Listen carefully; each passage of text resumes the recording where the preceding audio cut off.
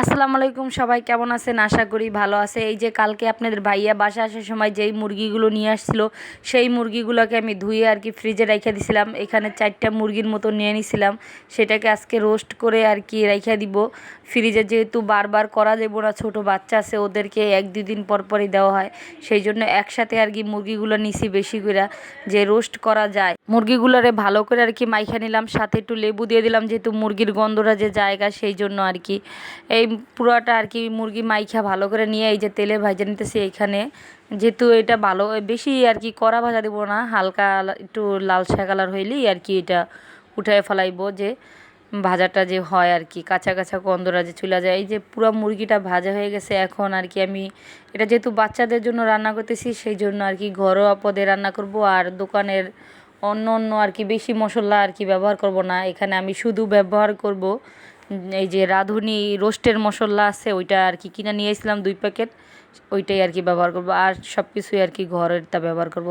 এখানে আমি এই যে পেঁয়াজটা হালকা করে ভেজে আর কি এটা নিলাম, এখন ওই রাঁধুনি মশলাটা দিয়ে দিলাম, এটা দিয়ে লাড়াচাড়া করতেছি। আর আমি ঘরে আর কি 2টা টমেটো নিয়েছিলাম, নিয়ে সিদ্ধ করে আর কি ওটা আর কি সসের মতন বানিয়ে নিছি, যেহেতু দোকানের সসটা নাই আমার বাসায়, সেই জন্য এখন ওইটাও আমি আর কি দিয়ে দিছি এইখানে।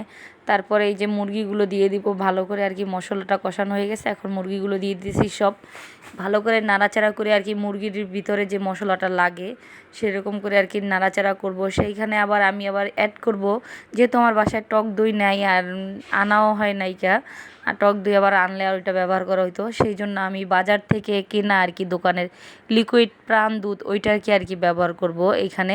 সাথে আর কি লেবুর রস দিয়ে দিচ্ছি, যেহেতু এখানে প্রাণ লিকুইড দুধটা আর কি ব্যবহার করব, যে ওটা টক দই আর কি কাজটা করে, সেই জন্য।